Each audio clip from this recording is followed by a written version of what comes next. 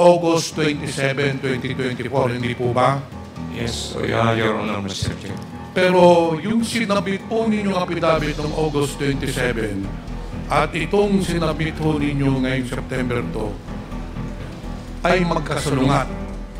Itong sinabit po ninyo na affidavit ng September 2 ay taliwas po doon sa mga sinaad po ninyo noong August 27. Meron pong mga aspeto o mga bagay na hindi ninyo binanggit sa September at August 27, pero dito sa September 2 ay nakasaad po. Ang tanong ko po, bakit po nagbago ang isip nyo at binago nyo yung affidavit ng August 27? Pinag-iingatan ko po yung aking personal safety and that of my family. Ilang taon na po ba kayo? 64 po. Kailan mo kayo mag-retire? This coming November. September? November po. 2020. November, so 2 buwan na lang po. And that is why it is very appropriate that you should really retire on a high note. So I therefore strongly suggest that you should cooperate with this committee to maintain your integrity since you have served the government for several years. Ngayon, Colonel Padilla, ayon sa iyong salaysay, kayo ay naging superintendent or warden ng Davao Penal Colony from 2015 to 2018. So 3 taon po, hindi po ba? Yes, Your Honor, Mr. Chair. Ano ba ang trabaho ng isang warden? Pwede po bang pakisabi po dito sa... I am the overall in charge of the whole Davao Prison and Penal Farm during that time. Your So, Honor. overall in charge po, ano? So, ibig sabihin, kayo ang tagapamahala ng buong Davao Penal Colony. Hindi po ba? Yes, Your Honor, Mr. Chair. Sa madaling salita po, kayo ang nagsusupervise, kayo po ang nagmamanage ng lahat ng gawain sa Davao Penal Colony. Hindi po ba? Yes, Your Honor, Mr. Chair. So in short, meron pong kasabihan sa Ingles, the buck stops here. In short, all the decisions regarding procedures or orders, mga utos sa mga provincial, sa mga guards, in short, everything that goes on in that penal colony, kayo po ang nagdidesisyon, hindi po ba? Yes, Your Honor, Mr. Chair. Ngayon, pupunta tayo doon muna sa nilipat ng mga Chinese national. Noong 2016 po, meron nung nilipat na 3 suspected Chinese drug lords or Chinese nationals who were charged with drug offenses. Ayon sa iyong salaysay, Colonel Padilla, tinutulan mo po itong paglipat doon sa Davao Penal Colony. Bakit po kayo tumutol? That's true, Your Honor, Mr. Chair. During that time po, talagang wala pong facilities for the high risk and high profile inmates sa Davao Prison and Penal Farm. That's why the following year, 2017, nag-request po ako ng budget. Because of that, dinadalhan kami ng mga PDL, high risk and high profile. Nag-request po ako ng budget to construct super maximum facility in Davao Prison and Penal Farm. Yan po ang naging dahilan. Actually, I have a document opposing the transfer of the Chinese national during that time. And yung mga Chinese national pong yan, in fact, they have pending cases in Muntinlupa City na in-state ko po doon sa aking request, masyado pong magasto sa part ng gobyerno from time to time kung isasubwi na to attend series of hearings in Muntinlupa City. Kaya po, inubos ko po yan. Pero that was July 2015 ba? In fact, then after October po, wala pong nangyari. Nag-request po ulit ako. Nireiterate ko po na ibalik po yung mga high-risk and high-profile PDL sa Muntinlupa. Pero no action pa rin pong nangyari. Mr. Chairman, with respect to our colleague, Congressman Pimentel, baka pwede muna pong basahin yung affidavit na bago ni Colonel Padilla para at least magkaroon ng idea yung mga members. Your Honor, Mr. Chair, can I request for for an executive session? May mga very sensitive po na issue po doon. 1 minute suspension.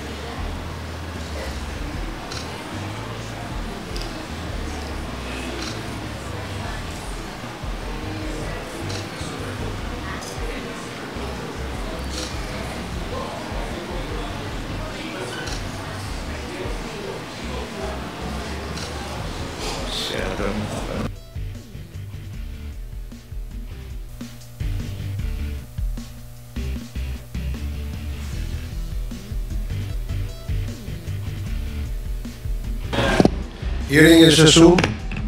Your Honors, the parliamentary status is that interpellation was being, questions were being propounded to Colonel Padilla by Honorable Johnny Pimentel, and with an interjection made by our Senior Deputy Speaker, Don Gonzales, and he made a motion to read, ask the witness to read the affidavit that he has sworn and signed. Now, the parliamentary status is that there is a pending motion. Yes, Congressman Gonzales. Mr. Chairman, I move to withdraw my previous motion, Mr. Chairman. So, you are withdrawing, Your Honor, your motion to ask Colonel Padilla to read His affidavit. Okay, so Mr. Chairman, if I may, have we given the copy of the new affidavit that was signed by Superintendent Padilla to all the members who are present today? Comsec? Ayan, that's the reason why they are asking for the for that affidavit that has been given to this Quadcom. Can we ask the Comsec to give first the members this about this new affidavit? Okay, please provide copies of the affidavit of current Superintendent Padilla to all our honorable members. And we will give you time to peruse over this. Perhaps also the previous affidavit that he made. Kung nabigyan sila lahat. And all other affidavits that we have in the Secretariat, please provide all the members present in our committee hearing today. So, Mr. Chair, we thank you, Mr. Chairman, for... Thank you, Congressman Aquino. Congressman Keith Flores. Mr. Chair, I heard Colonel Padilla again request for an executive session, and I'm reiterating my opposition to it, Mr. Chair, stating the grounds that his testimony does not include matters which may affect national security, nor does it contain any matters which is offensive to public morals or decency, Mr. Chair. I'm reiterating my opposition to it, Mr. Chair. Okay, there is a manifestation made by Congressman Keith Flores. In fact, it is an objection to the request of Colonel Padilla for a executive session. So in the meantime,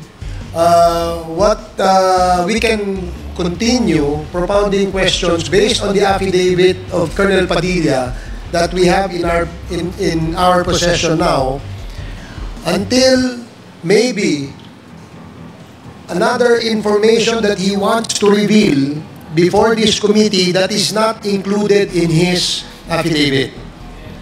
So in that case, we will proceed with the questioning and the interpellation to Colonel or Superintendent Padilla based on the affidavit that he has submitted before this committee. Is that all right, honorable members? Yes, Mr. Chair. Congressman Keith? Thank you. Congressman Akop? Mr. Chair. Mr. Congressman Chair, Akop, and then Congressman Palma. Congressman Akop, you're recognized. Mr. Chair, I would like to agree with the Honorable Keith Flores, simply because the questions to be asked will be pertaining to the statements he made in his affidavit, and this has been subscribed and sworn to, and therefore partakes of being an official document. Thank you, Mr. Chair.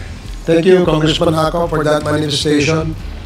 So now we will proceed with the... Mr. Chair, yes, Congressman Palma, I'm sorry. Yes, Congressman Palma, you're recognized. with the permission of the Chair, just to fast track the proceeding, may I just suggest that we'll give time first, with all due respect to the Honorable Pimentel, give time to Colonel Padilla to review his affidavit and whatever he wants to say. And then from there, we can start the interpretation. Okay. Thank you, Congressman Palma. Yes, I am sure that Colonel Padilla is quite familiar with this affidavit, which he has subscribed and sworn to. You're not denying that it is your affidavit, correct, Colonel Padilla? Yes, Your Honor. Okay. Mr. Chair. So if there are any information you wish to reveal before this committee that is not included in your sworn statement, perhaps we can discuss whether we can grant you the executive session that you have requested.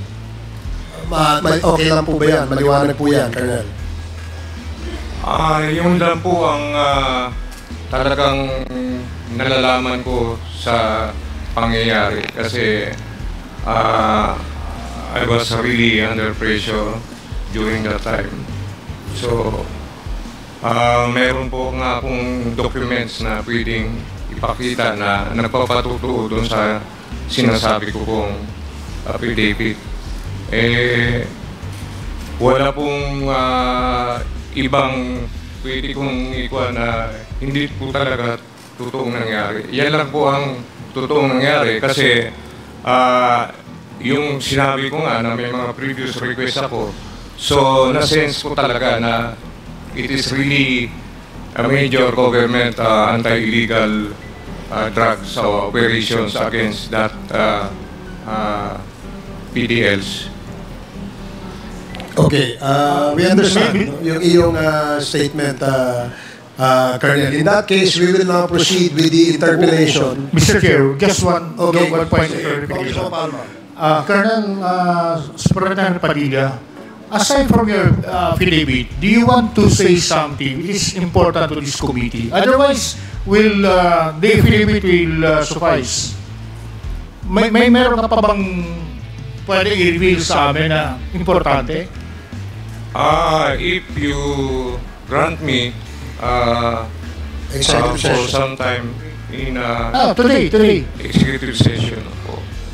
Why don't you tell now? It will Because the people is also waiting for your yes, Your Honor. Your testimonies. But it will endanger my safety and of my family. Okay. That's why I'm asking. We perfectly understand your situation, Superintendent Padilla, and as you have committed to this committee that you will share more vital information in relation to the investigation of the Quad Committee. However, since Congressman Johnny Pimentel has already started propounding questions to you based on the affidavit that you have submitted, subscribed, and sworn to, then we continue with that until later we will grant you an executive session. Is that okay? Mr. Chair. Congressman Akop. Pwede po bang malaman kay Superintendent Padilla, yung bang impormasyon dito na ilagay nyo po dito sa affidavit nyo, hindi pa kompleto? Yan lang po yung ayon sa aking nalalaman, Your Honor, Mr. Chair. Kung kompleto na po ito, bakit po kayo humihingi ng executive session? Meron pong mga sensitive na issues na hindi ko po... So, meron po kayong hindi inilagay dito sa affidavit po ninyo? In fact, it was leading to that sensitive. So, kung magkakaroon tayo ng executive session, ang sasabihin po ninyo, wala po rito sa affidavit nito dahil kung gano'n na mangyayari, ipapatigil ko yung executive session dahil diluloko mo na kami. Gano'n po ang Your Honor, Mr. Chair. Thank you, Mr. Chair.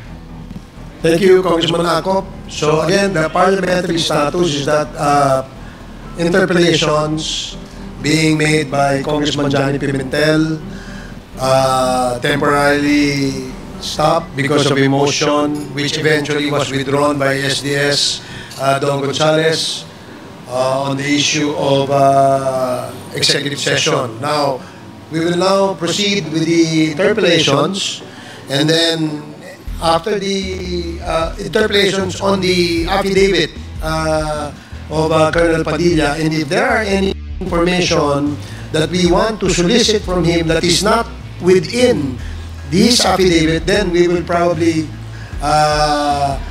grant him his request of an executive session. So we can now proceed with the questioning of Congressman Pimentel. Thank you, Mr. Chair. That is precisely why I'm driving at. Anyway, the members already have the affidavit, but based on my observations, the affidavit that does not disclose everything that happened in the killing of the three nice Chinese nationals. Anyway, ipagpatuloy ko po yung pagtanong ko. Naitanong ko na po kanina na nilipat na doon yung tatlong Chinese national. Ang tanong ko po, may memorandum ba? Kanino galing yung memorandum?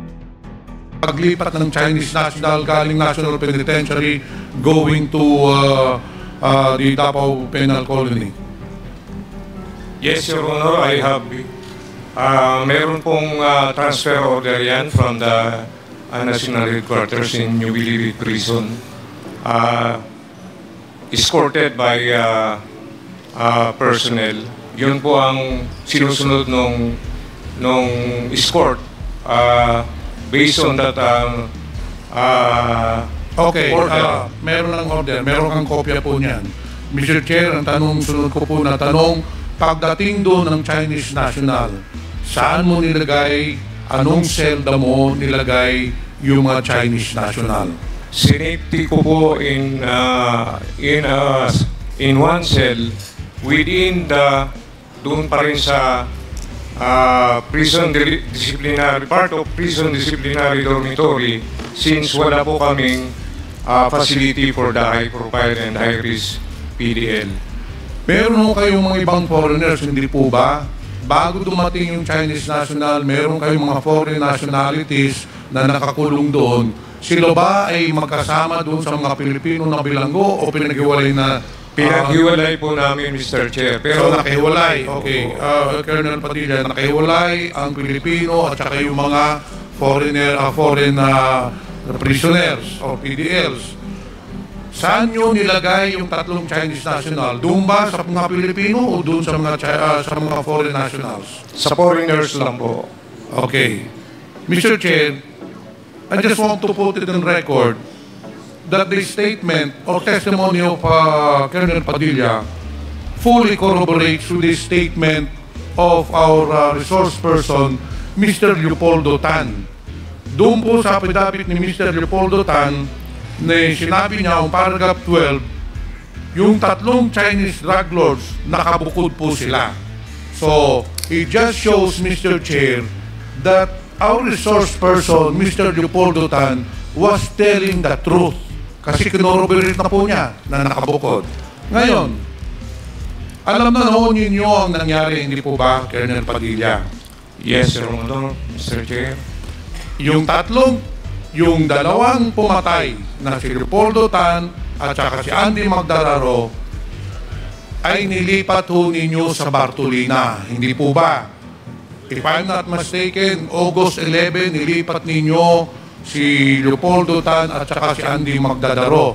Hindi po ba nilipat ninyo sa Bartolina on the pretext na may nahuling sabu sa selda nila, kaya nilipat ninyo yung dalawa ng August 11. Hindi po ba? Yes, Your Honor, Mr. Chair. Okay.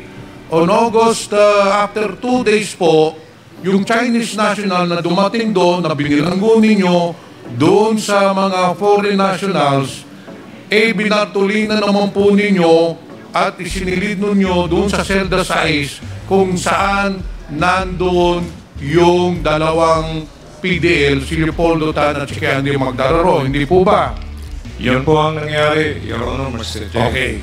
Ito ang tanong ko, Mr. Chair, and para malaman ng mga miyembro natin.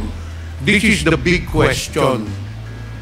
Sino po ang nagbigay ng order na ilipat si Andy at saka si Tata sa selda 6 at ilipat ang tatlong Chinese national?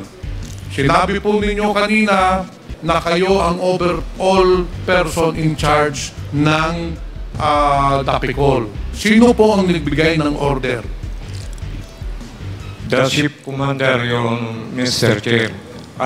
Nandito po sa blatter po ng logbook ng Ship Commander. Bakit po Ship Commander? Ano ba ang Ship Commander sa hierarchy ninyo? Hindi po, kayo pong overall in charge. Ano ang posisyon ng Pangilan po yan, yung Ship Commander, Mr. Chair? From Superintendent, meron pa pong Deputy Superintendent for Security Operation. Then from Deputy Superintendent for Security Operation, meron pa pong Commander of the Guards. From Commander of the Guards, meron pa pong Ship Commander, and then Camp So, pangilan Commander. po yung Ship Commander? Pang-apat po. Pang-apat po. Pang-apat o pang-5? Opo. Pang-apat. Yes, sir. Abay, Colonel Padilla, mahirap po pang paniwalaan yan, Mr. Chair. Dahil sabi mo nga kanina, ikaw ay inatasan ng gobyerno, ikaw ay overall in charge, ikaw ang manager, ikaw ang supervisor ng Dapicol. I don't think all these people here now in this committee will believe you that the decision to transfer the 5 persons doon sa cell number 6 manggagaling sa isang lowly official of the Bucor. Sinabi ho nyo kanina, it's on record, ang trabaho po ng superintendent, ng warden, kayo po ang overall in charge. Imposible po na hindi ho nyo alam na ililipat sa Bartolina yung 5 tao. Sa level ko po, report na lang po ang nakakarating kasi tulad ng previously sinabi ko na may kanya-kanya po kaming level of responsibility. Report na lang po. Kaya nagbabase po tayo dito sa logbook. May blatter po kung sino ang totoong naglipat. Meron mo ba kayong copy nung order na ilipat sila sa memorandum? Doon sa selda 6? Meron po kung sino ang nag-transfer. Sino ang nagpirma? Ang Ship Commander. So you mean to tell me and you mean to tell this committee, Mr. Chair, na kayo ang overall in charge, kayong superintendent, yung number 4 personnel ninyo, gagawa lang ng order without your knowledge, without your approval? Alam mo na natin yung bureaucracy natin ng gobyerno po. Meron po tayong nasa taas, meron pong mga middle management. Lahat po ng mga middle management, like for example, USEC, ASEC po, hindi po gumagawa ng memorandum order yan kung wala pong pahintulot ng secretary. Mas lalo na po sa inyo, na Bucor, because you are semi-military. Hindi ho mangyayari po na magbibigay ng order, in this case, yung Robert Quinto, yung po yung deputy, yung ship commander na sinasabi ninyo, yung po ba ang tinutukoy ninyo? Robert Quinto? Yes po, Your Honor, Mr. Chair. Kasi pag nakarating po sa akin yan, nakalagbook na po yan, after na po nung event. Nakalagbook na po. Hindi yung event na pinag-uusapan natin, Colonel Padilla. Ang pinag-uusapan natin, sino ang nag-utos, sino ang nag-order na ilipat yung 2 pumatay at yung namatay na 3 Chinese national. Yun yung pinag-uusapan natin, hindi yung insidente po ang pinag-uusapan natin. Naka-reflect po rito sa blatter. Sino po yung ship commander? Si Juan Villajos, ang ship commander. Buhay pa ba yung taong yun? Buhay pa po. Pero ayun sa nakalagay dito sa blatter, Huwag mo natin pag-usapan po ang blatter, Mr. Chair. Yung blatter po, sa police po yan. Ang pinag-uusapan po natin yung order po. Yung blatter, iba ho yung dokumento yun ng police. Pag may krimen po na nangyari, doon po isasalaysay doon kung sino mga pumatay, sino ang namatay. Ang pinag-uusapan po natin dito hindi blatter po. And that is not an acceptable document that will prove that you did not order the transfer. So yun lang po, Mr. Chair, isa na mga inconsistencies sa affidavit po or sa mga salaysay ni Colonel Padilla.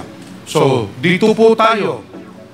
Sa salaysay po ninyo, sa paragraph 5, binanggit po ninyo na kayo ay nagkausap sa cellphone ni Colonel Ruina Garma. Totoo po ba yun? Ito po, sinumpaan sa laysayo ninyo. Kayo po naglagay po dito. Yes, Your Honor, Mr. Chair. But tulad ng sinabi ko, can I request... Sige, mamaya po, pupunta po tayo doon.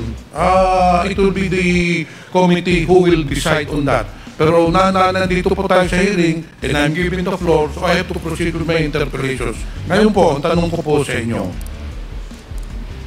paano nyo nakausap si Ruina Garma?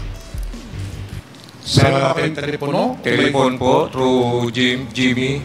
Meron kayong telephone number ng Colonel Ruina Garma? Wala po. Through Jimmy, PDL Jimmy Fortaleza lang po. Okay, sa salaysay po ninyo, nakausap po ninyo si Colonel Garma through PDL Jimmy Fortaleza. Mr. Chair, I'd like to put it on record that the statement testimony of Colonel Padilla definitely corroborates with the affidavit of PDL Jimmy Fortaleza on paragraph 5. Noong unang linggo ng Agosto 2016, tinawagan ako ni Garma at sinabi sa akin, gusto niyang makausap si Superintendent Padilla. Pinuntahan ko si Superintendent Padilla para ibigay sa kanyang cellphone at makapag-usap sila at pinatotohanan ni Colonel Padilla na nag-usap nga sila through Jimmy Fortaleza. So again, Mr. Chair, nagpapatunay lang to na yung resource person natin na si Jimmy Fortaleza ay nagsasabi po ng totoo. Ngayon po, Mr. Chair, ang tanong ko po, Colonel Padilla, nung nag-usap na po kayo ni Colonel Ruina Garma, ano ang sinabi niya sa inyo? Yun pong nakalagay po sa aking affidavit. Okay, babasahin ko po yung sinabi ni Garma. Sabi po ni Chief Garma, yung pong tawag ninyo, may mga tao kami dyan na gagawa at huwag mo na questionin. And whether you like it or not, we will operate and do not interfere. Baka madamay pa pamilya mo. Mag-cooperate ka na lang or mananagot ka sa amin. Ano ba yung plano nilang ipagawa? Naintindihan nyo ba? Kasi sinabi lang dito, meron kaming ipapagawa, meron kaming ipapa-operate. Ano ba ang pagkakaintindi nyo sa sinabi po ni Colonel Garma? Tungkol po doon sa pag-eliminate ng 3 Chinese nationals. So sinabi niya, in short, Mr. Chair, Ang sinabi po ni Garma, Colonel Padilla, na meron silang operations doon, ipapapatay nila yung 3 Chinese national, hindi po ba? Yes, Your Honor, Mr. Chair. Okay. After noon po, pagkatapos ninyo mag-usap ni Colonel Garma, sinabi nyo po kay Jimmy Fortaleza, sige, makikita na lang kami ni Colonel Garma. Hindi po ba? Wala po akong matandang sinabi kong ganun. Ang natandaan ko po yung kung ano yung nilagay ko sa aking affidavit. Kasi during that time, talagang intense pressure na po ako kasi nangyari na yung sa Abuyog Leyte, yung prison facility rin po namin doon na pinasok rin po ng mga operatives. So, Mr. Chair, ibig nyo sabihin, Colonel Padilla, na hindi nyo kilala, hindi kayo nagkita, not even once, ni Colonel Garma? Hindi po, kasi yung cellphone, hanggat maaari, ayaw niyang makuha ko yung number niya. Kaya yung cellphone na binigay nila kay Jimmy Fortaleza ang ginagamit ko. Ayaw pong ma-identify yung kanyang number. Pero napaka-imposible po na napakalaking operation. Tapos through telephone lang po, Mr. Chair, isinunod po ninyo si Garma. Kilala po ba ninyo si Colonel Garma nung nag-usap po kayo? May person ba kayo just through a telephone call, naniniwala po kayo kagad? Alam na ho ninyo natin na marami yung scammer. Sasabihin lang na ako si Colonel Garma, may operation ako dyan, meron kaming ipapatay. Lalo na ito, ang orders, may papapatay kami dyan na Chinese national, naniniwala kayo kagad? Kahit na hindi nyo kilala yung tao? Kilala ko po siya, not personally, professionally, with her position as Deputy Chief of CIDG of Davao. So kilala po ninyo. Sabi nyo po kanina, hindi nyo kilala. So ngayon, Mr. Chair, pinatututuhanan mo, nakilala mo si Colonel Garma. Sa position lang po, pero personally, wala po kaming, at saka doon lang po sa cellphone. Okay. Mr. Chair, pagkatapos na nag-usap kayo ni Garma, inutusan ka, huwag kang makialam, meron kaming operations dyan, may papapatay kami. Ano na ang sunod na nangyari? Nag-usap pa ba kayo uli ni Colonel Garma? Wala na pong nangyaring pag-uusap pagtapos noon. Actually, Mr. Chair, nang maghuling pagkatapos sila mag-usap ni Colonel Garma, doon na po ginawa yung plano, which I certainly believe, wag sana po kayo magagalit, which I certainly believe that Colonel Padilla is heavily involved in the planning. Kasi po, unang-una na question, hindi po mangyayari ang pag-transfer ng 2 pumatay at 3 namatay kung hindi manggagaling sa warden ang order. If I may, Mr. Chair, no? Yung unang sinabi nila, instruction, na kailangan gumawa ako.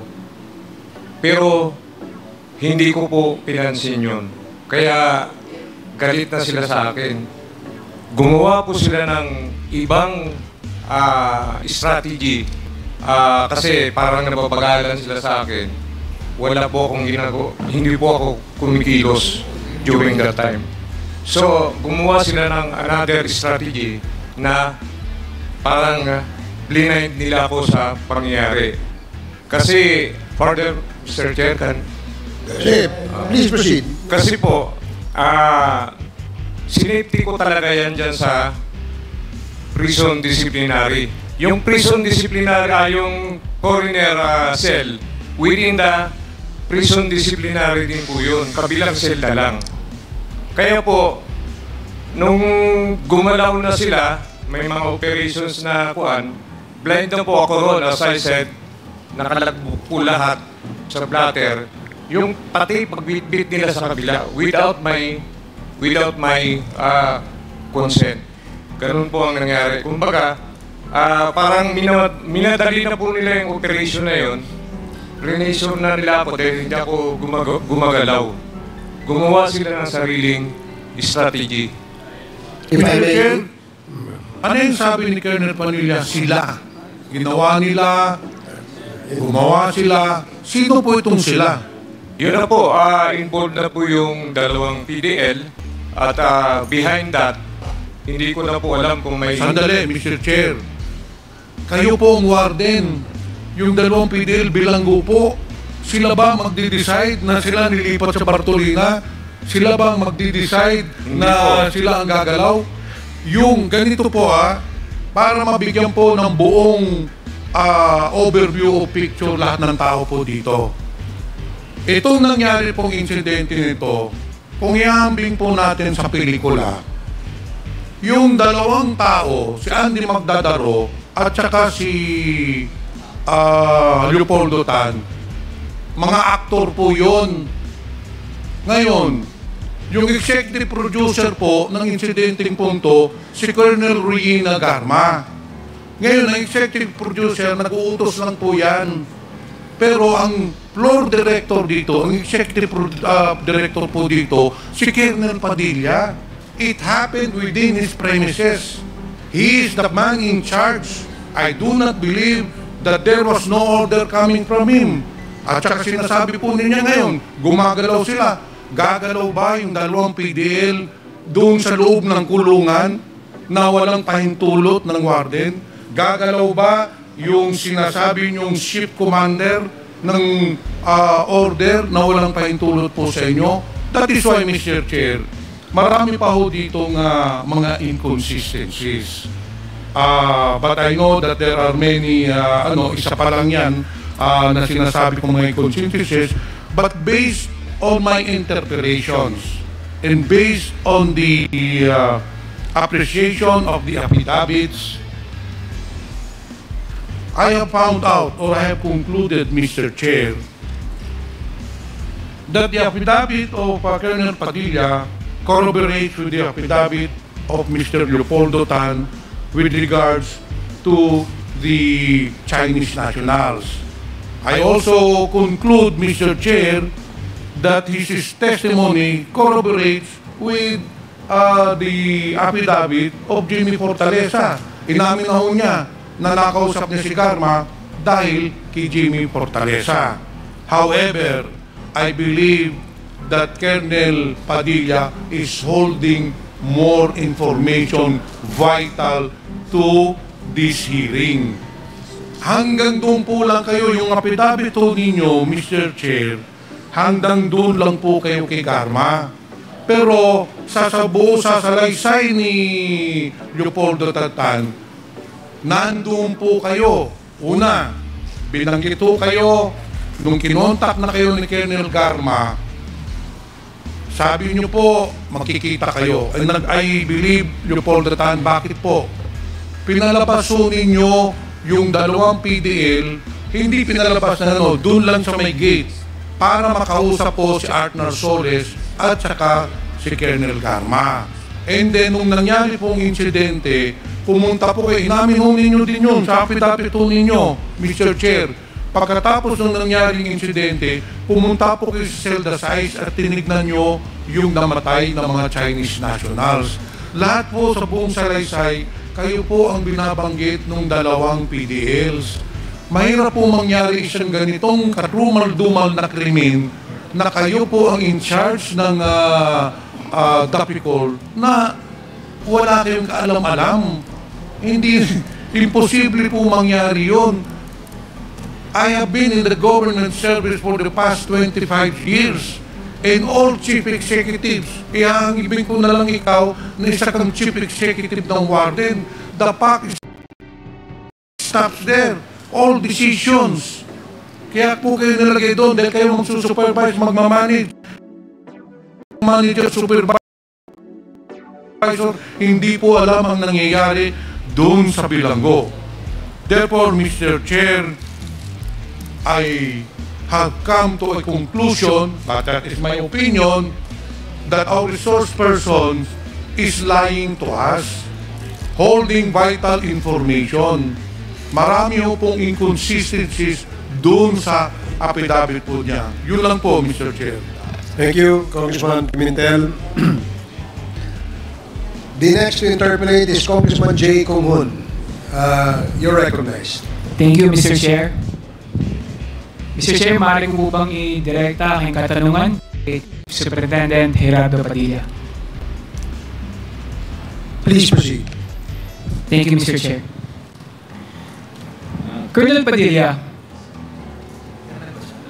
naiba ang iyong affidavit in some material aspect, no? Kaya syempre, magdadahan-dahan tayo, lalo na sa iyong mga affidavit dahil binago mo ang iyong affidavit. Syempre, gusto nating makasiguro, lalo na sa mga pangyayari. Sabi nga nila, recantations are generally looked upon with disfavor. But we're doing this, I am clarifying this point, to ensure that your latest statement, as contained in your September 2 affidavit, could pass the credibility test. As the highest ranking official of your institution, you should know that a commander can delegate his authority but not his responsibility. So responsable po kayo, Colonel Padilla, kung ano po yung nangyayari sa loob ng Bilibid. Ayon sa iyo, sometime in 2015-2016, may mga nilipat na suspected Chinese drug lord mula sa Bilibid papunta sa inyo sa Davao Prison. At ikaw ay nag-object dito dahil wala kayong facility para sa mga high-profile inmates katulad na lang ng mga Chinese drug lords. Again, Colonel Padilla, palinawin po natin, sino po bang may authority na maglipat ng inmate mula sa Bilibid papunta sa Davao Prison? The Director of Corrections po, Your Honor, Mr. Chair. Sino po? During that time, it was from order po of Director General of the Bureau of Correction, then General Ricardo Rinier Cruz. Pakilinawan po yung inyong pagsasalita, sir.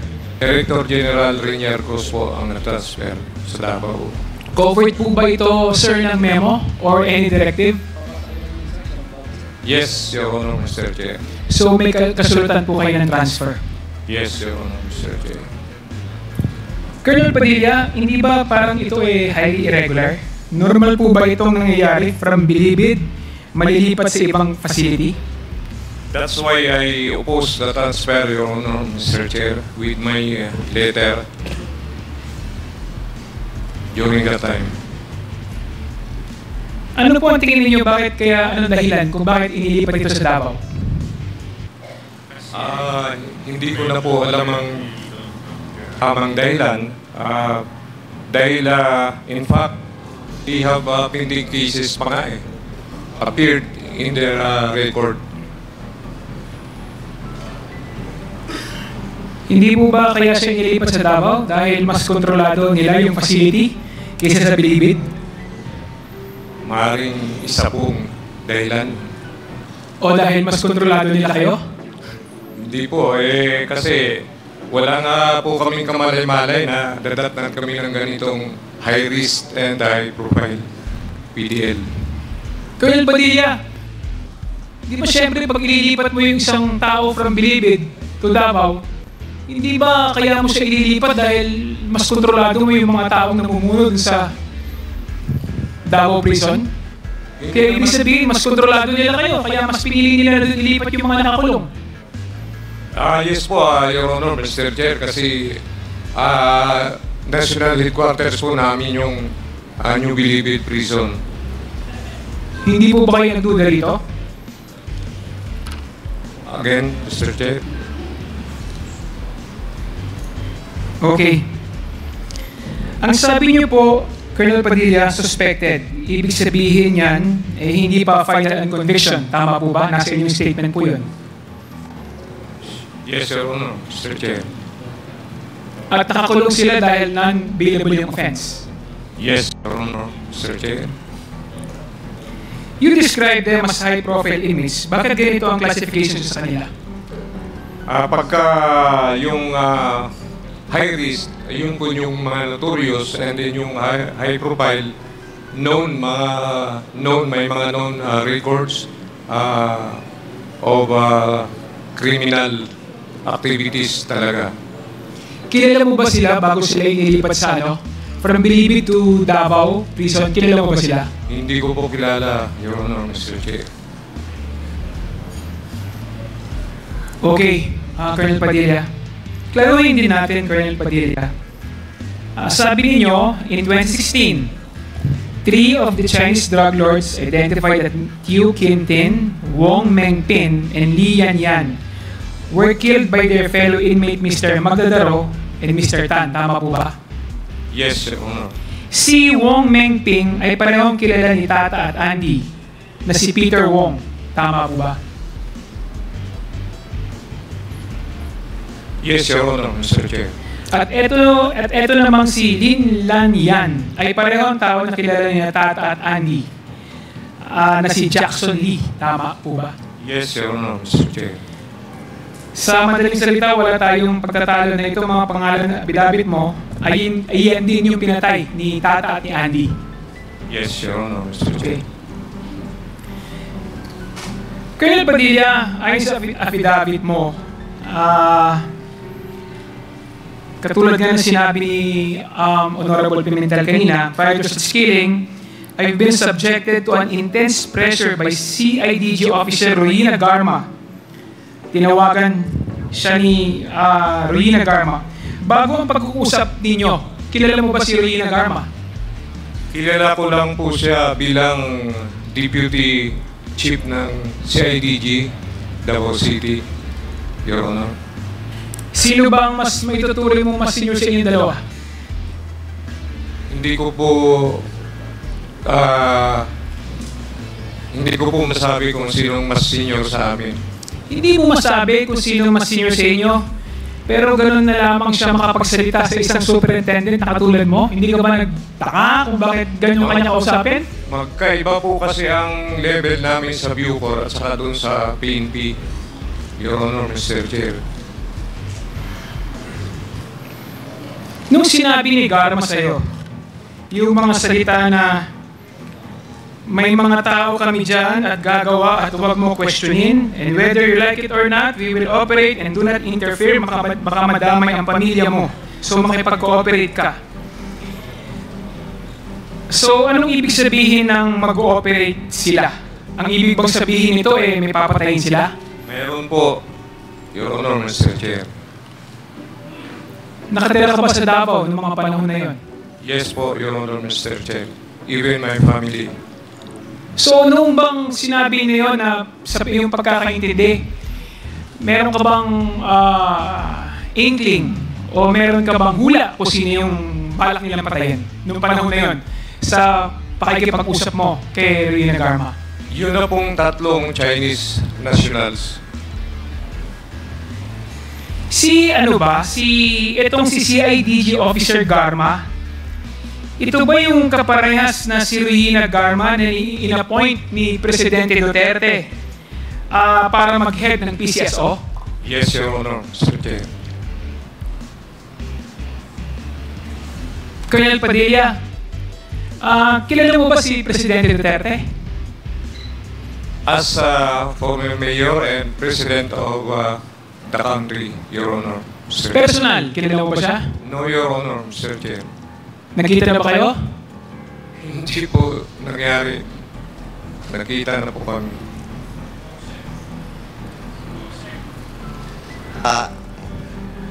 Mr. Chairman, Thank you. Mr. Chairman, Colonel Padilla, kasi may mga proof kami na magkasama kayo eh. As nung mayor po siya, Your Honor, Mr. Chair, may mga yung mga kasal, gano'n.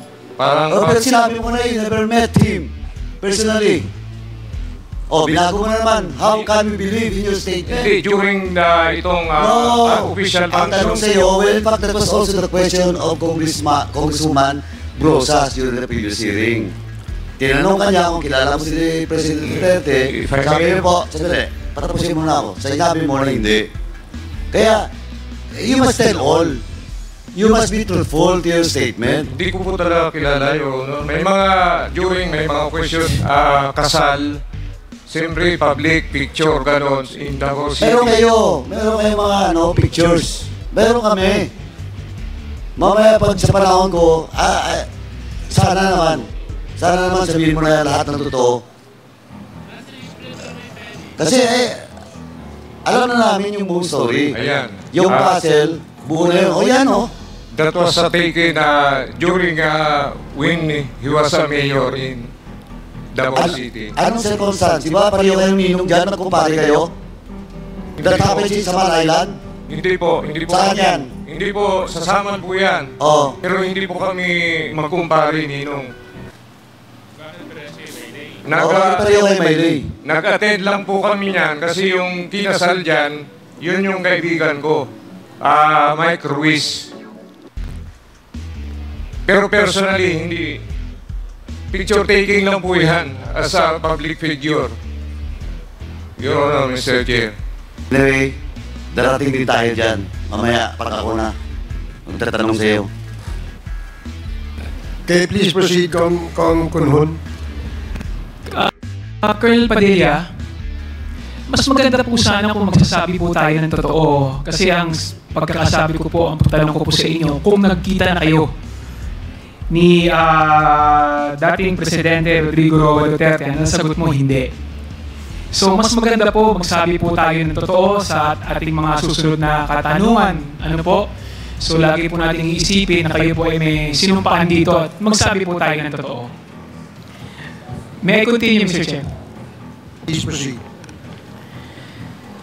Colonel Padilla, sabi mo sa affidavit ninyo na nakaranas ka ng intense pressure at totoo yung threat sa'yo. Kasi alam mo for a fact, operations made against a certain drug lord in Leyte days before she called me. Anong ibig mong sabihin dito sa iyong statement na yan? Mayroon na pong nangyaring same operation din involving known inmate, drug lord in Leyte a week before the Davao incident. Paano mo nalaman ito? Isa po sa operating prison and penal farm namin yung Abuyog, Leyte. Okay.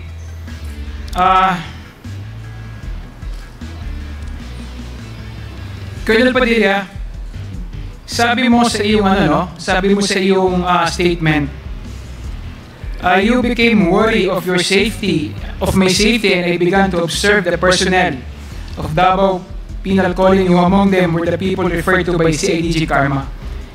So, ang ibig mong sabihin, hindi mo alam kung kailan o paano ang sinong makasama sa operation? Yes, Your Honor, Mr. Chair. Wala kang alam dito? Yun pong si IDG Garma. Ang alam kong meron pong utak niyang operation na yan. Pero kilala mo kung sino ang mga target? Yes, Your Honor. Yung 3 Chinese nationals. At nung sinabi sa ni Garma yung ganon, hindi ka ba humingi ng detalye sa kanya? Nung pinag-usapan niyo kung sino yung mga target, ano yung detalye yung binigay niya sa'yo? Basta yun lang po, yung 3 Chinese national na subject nila. Dahil mga member po yun ng Bamboo Triad and Sinaluha Drug Cartel operating in the country. Bakit gano'n ang kapangyarihan niyang si Garma, ni Ruita Garma? Bakit gano'n siya ka-impluensya, yung kanyang kapangyarihan, bakit gano'n? Dahil sa IDG po siya ng Davao City. So, under po sa area ng operation nila yung Davao, buong Davao. Hindi ba dahil sa iyong palagay kaya mo rin siya sinusunod at hinahayaan mong kausapin kang gano'n dahil tingin mo ba nakarekta siya kay Pangulong Rodrigo Roa Duterte? Marahil ganun, Your Honor, kasi naging mayor si President Duterte. Kahit na during that time na siya ang deputy CIDG and naging station commander pa po ng isang presinto sa Davao City. Kindly wrap up, Congressman. Okay, thank you, Mr. Chair. Last question, Mr. Chair. Pagkatapos ng usapan na yon ninyo ni Garma, hindi na ba kayo nag-usap ulit? Wala na po. Wala na pong nangyaring kasunod pa na pag-uusap. Okay, thank you, Mr. Chair. I will, na lang sa next round, Mr. Chair. Tutuloy ka ang katanungan. Thank you, Mr. Chair. Thank you, Congressman Gonghon. The next to interpolate is Congressman Acop. Congressman Acop, you're recognized. Thank you, Mr. Chair.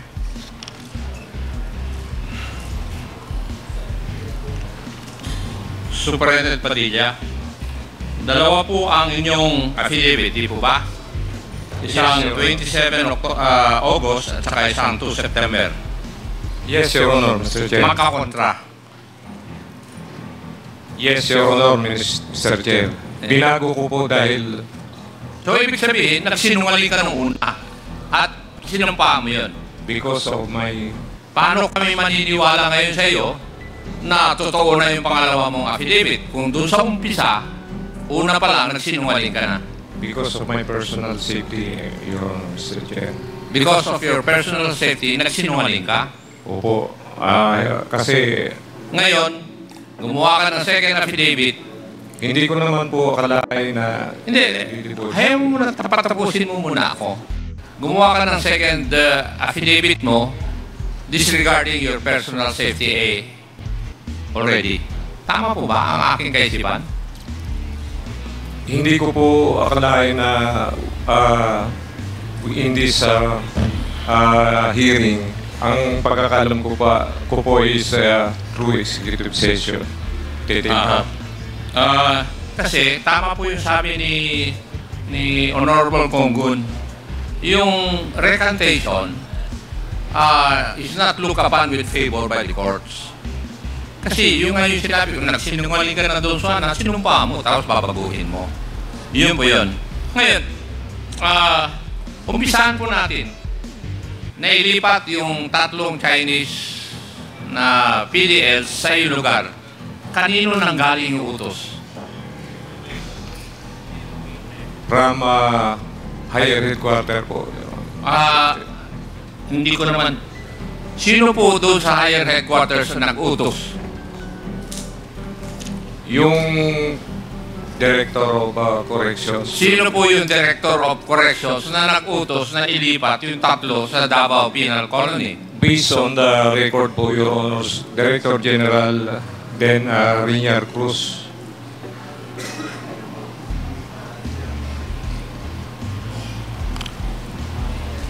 At sinabi mo rin na nag-object ka rito? Yes, Your Honor, Mr. Chair. Do you have any piece of evidence that would show o magpapakita na nag-object ko kayo? Yes, in fact, it was the first letter which I opposed to the transfer dated July 27, 2015 and nireiterate ko po ng October 2015. Sige, narinig ko na yung sinuot mo kanina eh. Kaya tinatanong ko lang kung meron po kayong ebidensya. Could you please submit to this committee yung ebidensya po na yun na kayo po ay nag-object? Thank you. Punta po tayo dun sa statement ninyo na you were subjected to intense pressure by then CIDG officer Ruina Garma, who called me through the cell phone of another inmate Fortaleza at sinabi sa iyo ni Madam Garma na may mga tao kami dyan na gagawa at huwag mo nang questionin. And whether you like it or not, we will operate and do not interfere. Baka madamay ang pamilya mo. Yes, Your Is that Honor. True? Yes, Your Honor. Now, kung natanggap mo itong mensaheng ito mula kay Colonel Garma, what would have been the proper thing that you would have done? Ano po dapat ang ginawa ninyo? Hindi ko po actually binigyan ng kuan yung kanyang sinabi. Kumbaga, Hindi mo pinagbigyan pero sinabi mo, you experience intense pressure tapos yes, hindi mo binigyan ng kwan. during that time, Your Honor, Mr. Chair, nagkaroon po ng ganun. Oo nga. Kasi gusto nilang during that time madaliin po yung pagsasagawa nung pagsasagawa ng ano? pagpatay doon sa tatlong child. So, at that point in time, alam mo na napapatayin yung tatlo. Alam ko po, Your Honor. Anong ginawa mo nga? Yun ang tanong ko nga eh. Ano ang ginawa mo nung nalaman mo napapatayin yung tatlo na nasa loob ng iyong piitan? Marami kang pagsisinungaling, Colonel eh. Kasi nakakulong po yun. Hindi ko talaga akalain na may lalabas po doon sa pinagkulungan nila. Merong ano? Hindi ko po akalain na may lalabas po dahil naka-safekeeping po doon. Ako po ang nag-order na safekeeping dyan. Pero antimano, inamin mo na alam mo na napapatayin yung tatlo. Yes. Pero wala kang ginawa. Yes, Your Honor, Mr. Chair. Kaya Hindi mo man lang inireport doon sa mga nakakataas para tulungan ka na patigilin o tigilin yung ganun na mangyayari. Your Honor, Mr. Chair. Kaya nga humihingi ako ng executive session kasi napakasilan po yung... Sige, let us see kung...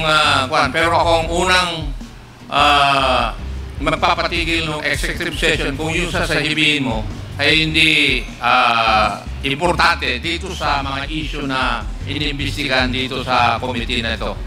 It's very sensitive. Maliwanag ko siguro yun. Ano?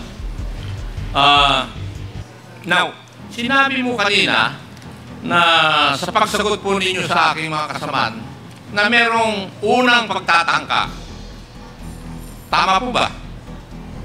Yes, Your Honor, Mr. Chair. Sino, paano mo nalaman na may unang pagtatangka? Doon po sa tawag ni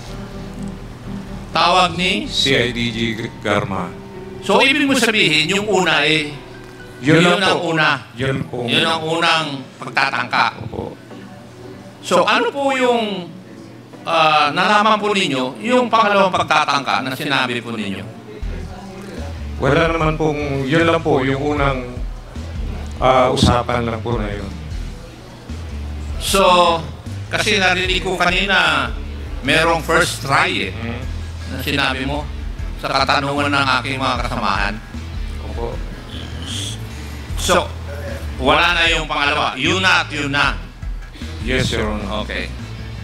Thank you. Doon po sa pagtatanong ng aking mga kasamahan at pagsasagot ng mga ibang testigo, hindi ka pa naniniwala na may plano talaga na patayin yung tatlo? Naniniwala nga po ako. So, naniniwala ka. Ang sinasabi mo lang, hindi ka kasama doon sa plano. Naunahan po ako doon sa plano. Ano ibig mong sabihin? Naunahan po ako kasi... Naunahan kanino? Nung pangyayari kasi in-expect nila na ako ang unang kikilos. Iba naman yung impormasyon ko. Si Congressman Paduano na magtatanong sa iyo. Hindi ikaw ang pipiit, isang tao na wala na rito sa mundo dahil din dyan sa okasyon na yan. Di ba? Yes, Your Honor. Hindi, That's ikaw why... kasama ka sa plano kasi walang mangyayari sa piitan na yon kung hindi mo alam o kung ayaw mo. Tama po ba? Ganun po, Your Honor, Mr. Chair. May nangyayari sa piitan na hindi mo nalalaman? Ganun po ang nangyari. O nangyari lang dito sa pangyayari ito? Opo. Okay. Yun po yung inyong depensa. Yung pong paggalugad, kanino pong utos talaga yun? Para magkaroon ng kasalanan yung dalawang PDL para mabartoli na sila At anong yung paggalugad din dun sa foreign part ng inyong detention? Sino po ginalugad din po sila para sila mapunta sa Bartolina? Tama po? Sino nagutos nun? Tulad ng sinabi ko po, mayroon po akong... Tinatanong ko lang po kung sino ang nagutos. Sa security operation po. Security operation. Sino po yun? Ang security operation ko during that time is Robert Quinto. Quinto. Tinuturo mo na dahil patay na siya. Di ba? Siya po ang... Hindi ba? Patay na siya, di ba? Yes, Your Honor. Pero... Yes, binaril din siya. Kaya huwag na tayong pumunta ron. Kasi kanina, nung last hearing, sinabi ni Teniente Poro na ang nag-utos ng paggalugad doon sa lugar ng mga incheck at saka yung dalawang PDL, kayo po ang tinuro.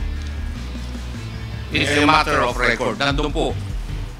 Kaya, ginawa yung galugan na yun para magkaroon ng dahilan para madala sila sa Bartolina kung saan sila papatayin. Kasi, nandun din doon sa statement na sinabi nung dalawang nautusan na papatay na mahirapan sila dahil nandun sa ibang lugar, yung 3 inchik, nasa ibang lugar sila. Kaya ginawa ng paraan na mapupunta sila sa iisang lugar, sa selda number 6 ng Bartolina. Tapos, inamin din ng iyong in charge sa Bartolina na punong-puno yung Bartolina. Pero yung selda number 6, dadalawa lang ang nandun. At doon dinala yung 3 inchik na pinatay. Kaya, kung tutuusin, kung ikaw ay investigador talaga, makikita mo na parang may plano.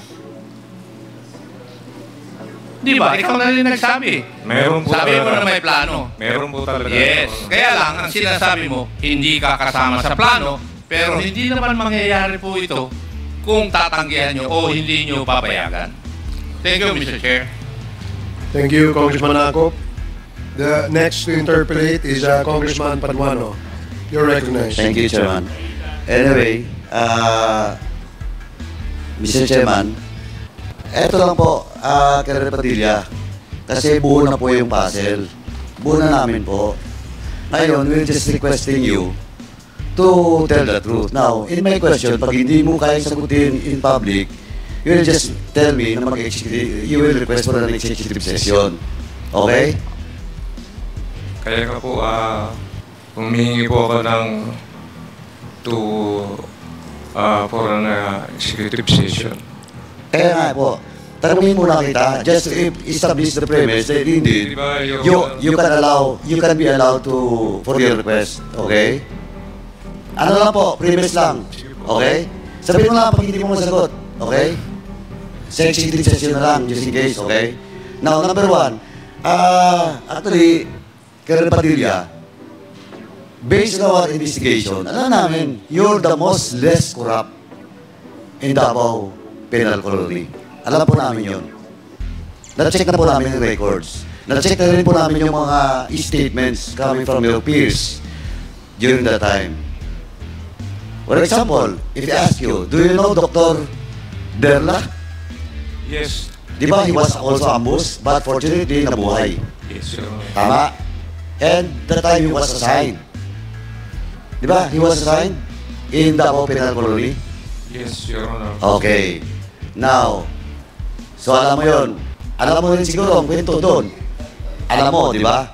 And can you commit to us that you will divulge the reason behind? Yes, Your Honor. Okay, second.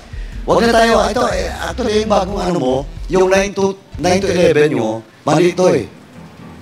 Hindi totoo ito eh. Hindi totoo yung paragraph 9, 10, 11 in your affidavit. Hindi totoo po ito. Kasi, if I ask you, kanina tinanong ka ni Chairman Ako with regards to the galugad, malinaw po, walang pakialam na si Quinto at the time. Sinabi na po ni Foro na at your orders, galugudin. Maggaluga doon sa incheck at saka sa dalawang PDL. Establish na po yun. Now, Sabi mo dito, during the time of duty ka na nung nangyari, di ba? Tama? Okay. Now, if you are off duty, sino naka-duty during the time? Second, high-ranking, kasi 24/7 dapat yan, di ba? Bucor, sa inyo. Sino yung next? Of course, your deputy. Deputy po, supposed to be in absence of deputy. No, ang tinatanong ko ngayon, sino? Sino yung nandun? Commander of the guards po. Saan si Quinto during the time? Wala po doon. Outside, dahil nakatira po sa labas. So wala siya? Wala siya. Wala rin siyang travel sa Manila during the official travel during the time? Parang nagkaroon po ng parang may Wednesday siguro. Sabado po nung nangyari. Yeah, August 13. Chinek ko na po yung records eh. August 13, he was not during the week. Yes. Tama? Okay. Kaya yung statement po dito na yung security for operation, blah blah blah, Robert Quinto, patay na yun. Pero alam mo na yung kwento dito, alam mo rin siguro. Yes. Okay. Next question. Is Dr. Derla and ito sinabi ko na kanina, you're the most less corrupt. Ito. With due respect of course to former Colonel, now deceased, Quinto. Alam mo naman yung relasyon ni Quinto, ni Derla sa tatlong Chinese, especially kay Tony Lim. Alam mo yun, di ba? Yes, Your Honor. Now, can you divulge it during the executive session? Yes, Your Honor. At least para lang po maklear din natin yung pangalan ni Quinto with regards to that killing. Kaya nga po, humihingi ako ng... Okay na. I just want to establish muna. Kaya nga, nung nakaraang hearing pa, sinabi ko na alam na po namin yung puzzle. Tapos na po yun. And when in fact, siguro, I just want to confirm to you, during the first hearing, kaya hindi mo po masabi na nakausap mo si Garma because, alam mo, si Garma, her record, dun sa Davao, di ba? As IDG, as Chief of Police of a station, di ba? Very close to the President, di ba? Alam mo yun, di ba? Kaya medyo wala kang choice. Yes, that's true. The same as true for all those persons involved in this particular plan. Tama? Yes. Okay. Now, so, do you commit? Sabihin mo na lahat na hindi na ako magtatanong doon. Sabihin mo na yun, narrate na lang doon sa executive session po. Yes. Kasi gusto ko rin i-clear yung pangalan ni Deputy Superintendent Quinto with regards to what happened. Yes, Your Pero Honor. I will not clear his name with regards to his affiliation with the three Chinese. And, pwede natin, well, in fact, kilala mo rin, si Macariola. Tama? Yes, Your Honor. Tila ba? And do you confirm that Macariola is very close to classmate ni Quinto? Yes, Your Honor. Oo, di ba? Okay, tell all ka na doon. Ayaw pa. Ayaw kasi, as stated by Congressman Acop, pag hindi ka nagsabi ng totoo, I will cut short your statement during the executive session. Yes, Your Honor. Tsaka po, marami pa po eh. May mga complication ka kasi, dami dito. For example, Inspector Glassy. Eto, Glassy. Inspector Edgardo Mendoza. Chief Inspector Roque. Naka-assign sa Sablayan. Si Glassy nasa MVP ngayon, di ba? Tama? Davao po. Davao pa rin. Okay. Now, si Roque is in Sablayan. In Davao po. In Davao pa rin. Tama. And marami pa po. Mga names. Kasi we have already checked. Pero as I've stated, I hope you will say it all during the executive session. Kasi, again, let me stress, ikaw po, less corrupt ka. Doon sa loob ng po. Thank you po. Nakuha ko na po yung background mo. Kaya lang, I do believe na na-pressure ka na. Kaya tell all na. Tell all na kasi wala na eh. And you will be retiring by November, di ba? Tama. Kasi baka magpatong-patong pang kaso mo. because of this. Okay? So, you commit na to this committee. Okay, ha? Yes po. Okay. That's all, Mr. Chairman. He has already committed, and let's see what will happen during the executive session. Thank you, Mr. Chairman. Thank you, Congressman Paduano. The next to interpolate is Congressman Benny Abante. You are recognized. Thank you, Mr. Chair. Magandang tanghali po, Superintendent Padilla. Marami nang naitanong sa inyo at ako ay nagpapasalamat sa inyong mga sagot. I hope that you're really honest enough today sapagkat sinabi nga po ni Congressman Ako na yung inyong unang affidavit na pinadala rito ay pawang kasinungalingan, no? At ngayon, bagong affidavit ninyo ay talagang sinasabi po ninyo that you are now telling the truth and nothing but the truth. Di ba?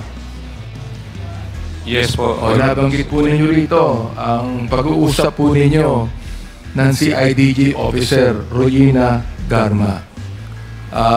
Babanggitin ko uli ang pinag-usapan ninyo. Ang sabi sa inyo na Chief Garma, and I quote, may mga tao kami dyan nagagawa at huwag mo nang questionin. And whether you like it or not, you will operate and do not interfere. Baka madamay pa pamilya mo. Alam mo na si Congressman, Colonel Garma ay babae, di ba? Yes po. Ibig sabihin na iniwala kayo na ang isang babae pwede sabihin ito sa inyo? Hawak po nila ang... Alright. Sinabi nyo that nagkaroon kayo ng intense pressure. Yung intense pressure, ibig sabihin natakot kayo, sinabi niya.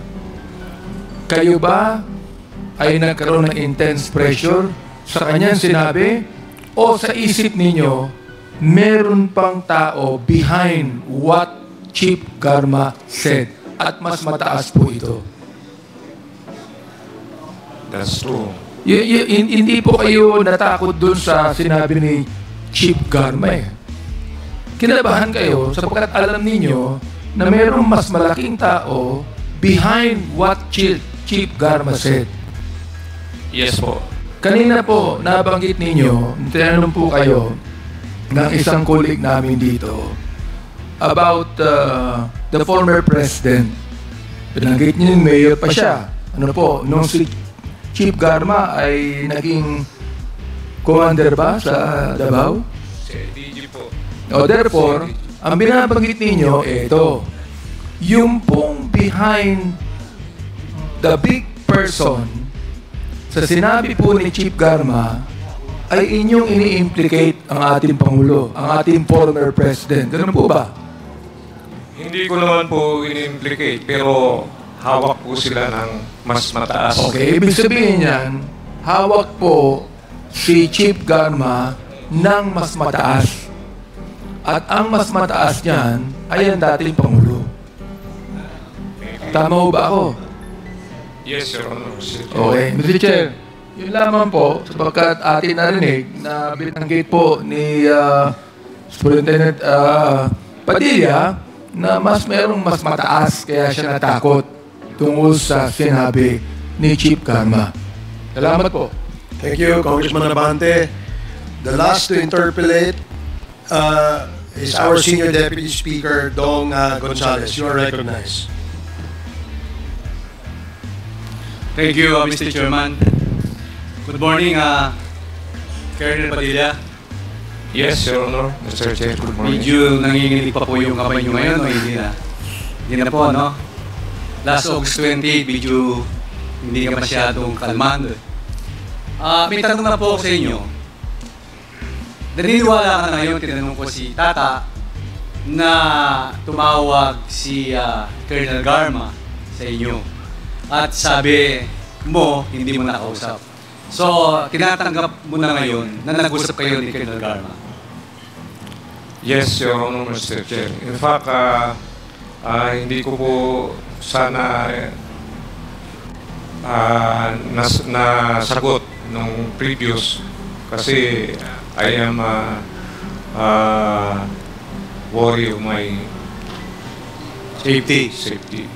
Salamat, Colonel Padilla. Ngayon, Colonel Padilla, meron na po akong hawak dito na sinumpang salaysay ni Ginoong Leopoldo Tan na naging subject ng nakaraang investigasyon noong April 28, 2024 sa page number. Comsec, pwede po pakiabot lang kay Colonel Padilla po ito.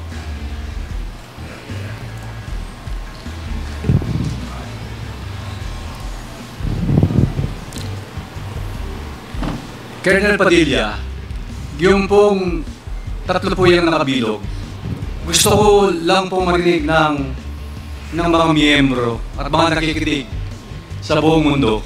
Pwede niyo pong basahin yung number 28? Number 28 po? Number 28 po. Sa salaysay ni Leopoldo Tan. Habang naglalakad kami... Pakilapit po yung mikropono. Habang naglalakad kami papuntang investigation section, tumunog ang cellphone ni Superintendent Padilla. Nakita ko na pinindot ni Superintendent Padilla ang kanyang cellphone. Nadinig ko na sinabi nung tumawag kay Superintendent Padilla, "Congrats, Superintendent Padilla, job well done." Pero grabe yung ginawa mo, ginawang dinuguan. Medyo mahina po yung mikropono. Pakiulit lang po yung last sentence. Pero grabe yung ginawa mong dinuguan. Oh. 29, alam ko Sige na... po, number 29. Pakibasa po yung number 29. Alam ko na ang kausap ni Superintendent Padilla ay si Presidente Duterte dahil pamilyar ko ang boses niya. Number 30 po, pakibasa yung number 30. Pagkatapos ng tawag, sabi ni Superintendent Padilla sa mga kasamahan niya doon, tumawag si Presidente na congrats sa akin. Dahil sa sinabing ito ni Superintendent Padilla, kaya lalo akong napaniwala na ang tumawag sa kanya ay si President Duterte. Colonel Padilla, ngayon nandito ko po sa harap ng mga miyembro ng Kongreso. Nasa harap ka po ng mga kapwa natin Pilipino nanonood. Ang dami-dami nanonood sa atin. At maraming nanonood all over the country, all over the world. May tanong po ako sa inyo. Naniniwala po ba kayo sa sinabi ni Leopoldo Tan sa number 28, 29, at 30? Mr. Chairman, if I may. Okay, Congressman Fernandez. With the indulgence of Senior Deputy Speaker, no, I think we're dealing deeply, with this discussion, and I'm just worried about the safety of Superintendent Padilla, considering that he is a 64-year-old retiring in a couple of months, and at the same time his family lives in Davao City. He's asking for an executive session, and he continually insisting that he be given a chance on an executive session. We all know that the sensitivity of the issue that we are tackling right now, and it entails the life of the people that love this guy. Although, Mr. Chairman, we have seen some inaccuracy on the new affidavits that he submitted to us, but nevertheless, we cannot counter yung buhay na maaaring mawala sa mga testimonyang ibibigay niya dito sa ating kapulungan. And I think it is incumbent upon all of us to think about the family of Superintendent Padilla. Last hearing, I hardly question the Superintendent Padilla because I know that he was lying. And indeed, with the change of affidavit that he subscribed right now, I think somehow he's telling the truth. But not completely. Because there is an apprehension on his part. And considering the safety of his children and his family, I think it is just proper for us to finally ipagpapalo natin sa kanya yung request niya doon po sa executive session. And he divulged a lot of things. The name of Garma, the name of Edilberto Leonardo, na nabanggit kanina, the former president as well. And I think, Mr. Chairman, this is high time that pagbigyan po natin si Superintendent Padilla. And if I may, Mr. Chair, kasi you are reading a lot of documents. Those documents that you are reading right now pertains to what? Superintendent Padilla. Yes, Mr. Chair. Tungkol po saan yung mga dokumentong yan? Yung ito po yung logbook ng ship commander during the events.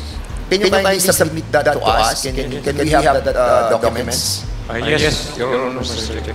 Okay, sige. Thank you so much. And that, Mr. Chairman, I move that we convene our Quadcom into an executive session.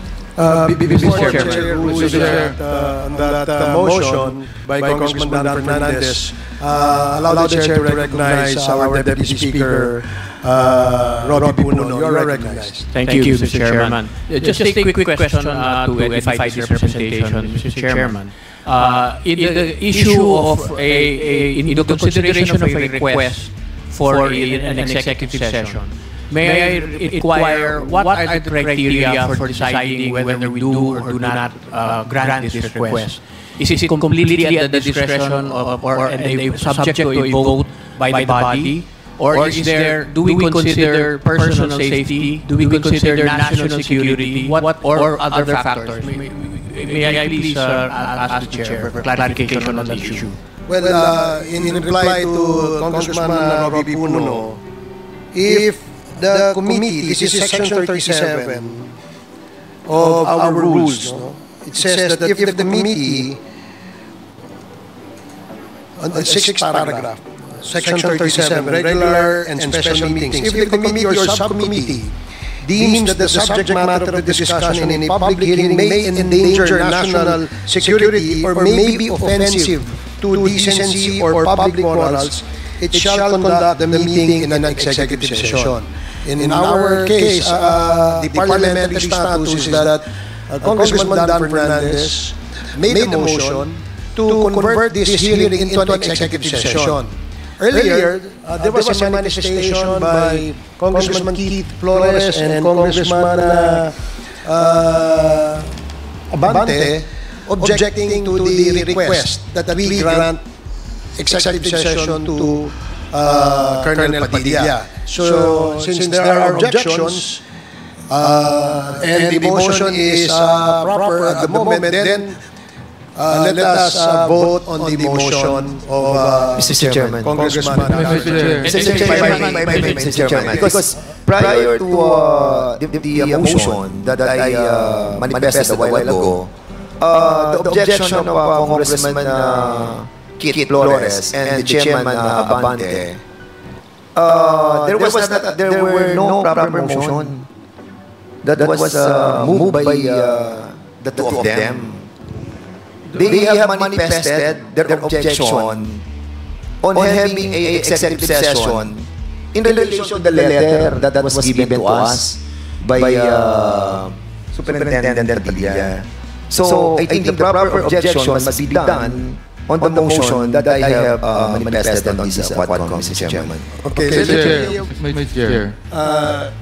Okay, I think there was a motion made by Congressman Keith Flores. Now, I'd like to explain my objection, Mr. Chair. Okay. Number one, there is a motion by Congressman Dan Fernandez to convert this hearing into an executive session. Earlier, there was a manifestation made by Congressman Keith Flores as an objection to that request of Colonel Padilla, and which was also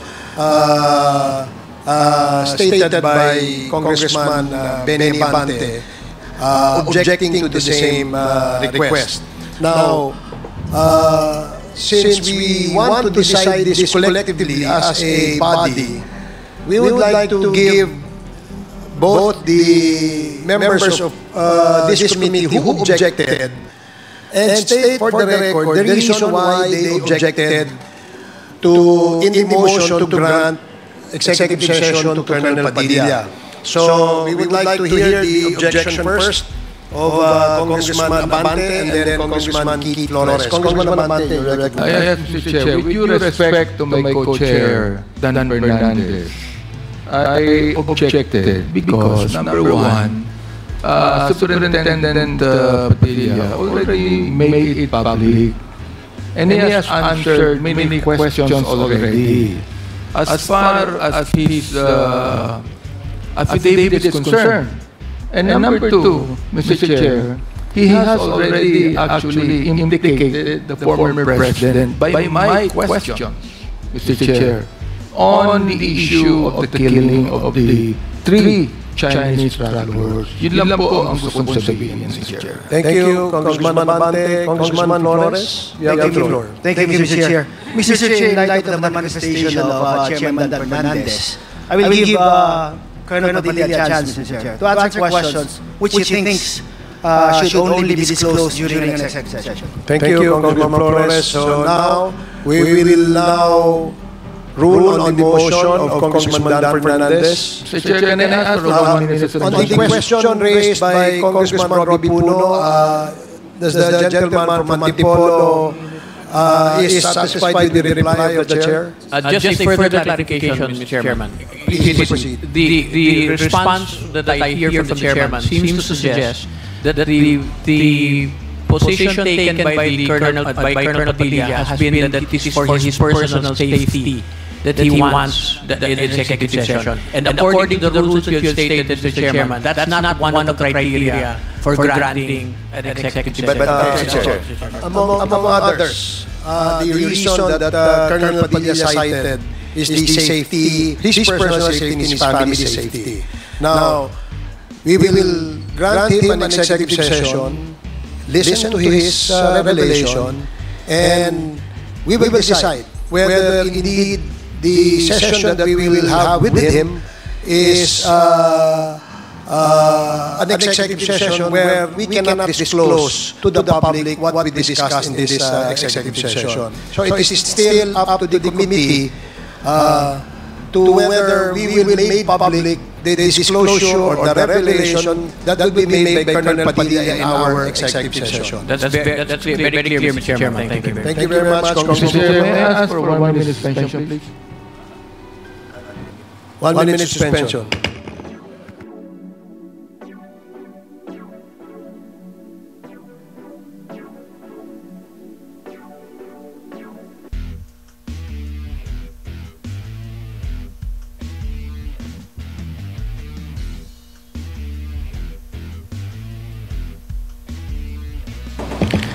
Hearing is resumed. Mr. Chair, Congressman SGS Don Gonzales first, and then Congressman Benny Abante. SGS Gonzales. Thank you, Mr. Chairman. For all those reasons, I will now give way. I will stop my line of questioning to Colonel Padilla to give way for the executive session. Thank you, Mr. Chairman. Thank you, Congressman Gonzales. Yes, Congressman Abante. in respect to my good friend who became the governor of Laguna, I accede to the request of the COM to give Superintendent Padilla an executive session. Thank you. Okay, so there is a motion to convert this hearing into an executive session. Duly seconded. Are there any objections? Hearing none, the motion is carried. At this point, we'd like to ask everyone who are not members of the House of Representatives to please proceed outside. We will call you back after we finish the executive session, including the media. Okay? Please, Pakiterno po yung camera, please. bring your cameras outside, and no other personnel in this room except the members of the House of Representatives and the Secretariat. Okay, all pages, please make sure that the resource persons are out. Please enjoy. There's lunch to be served outside. May lunch tayo, no? Page? Okay, lunch have been served. Okay, sa baba. So please, we will call you back.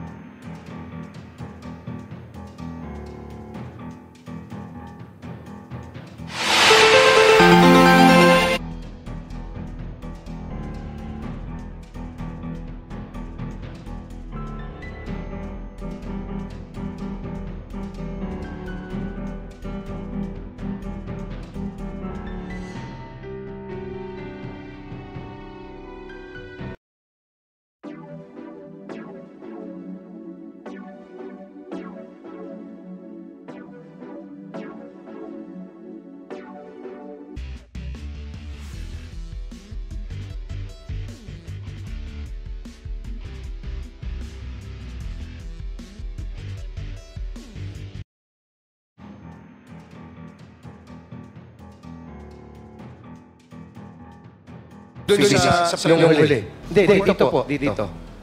Dito sa, di ba po may attendance tayo? Hindi po ako nai-present dito, tinapos ko yung hearing last quiet hearing. Can you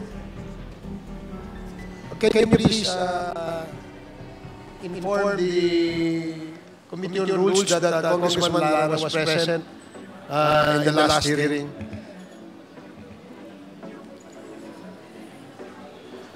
Okay, Secretariat, labas muna. Sorry, hindi pala Secretariat. Sorry, may iwan lang yung mga comsecs. Okay, mga comsecs lang. The rest, please. At saka one stenographer lang.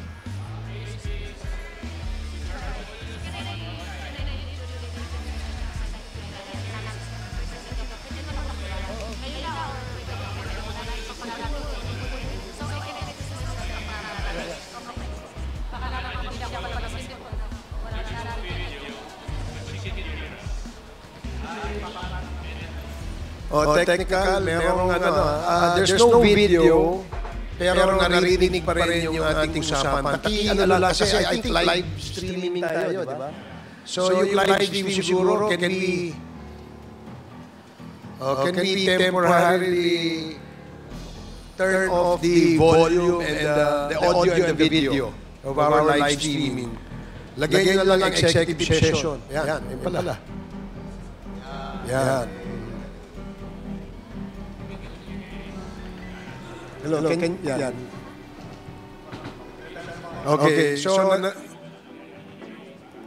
okay. So Secretariat, only comsecs will stay at saka isang stenographer. Dalawa.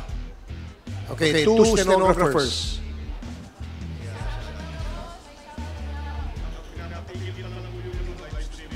Okay, yung technical, please, yung live streaming, medyo temporarily cut off the video and the audio.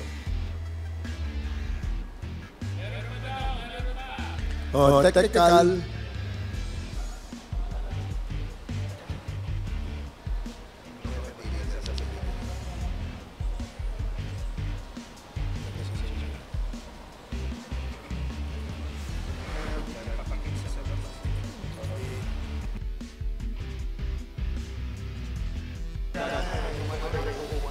Sige, hindi na lang tayo mag-mic. Kasi nakakonekta pala yung audio natin dun sa baba. So can we ask everybody to please come forward? Come closer to the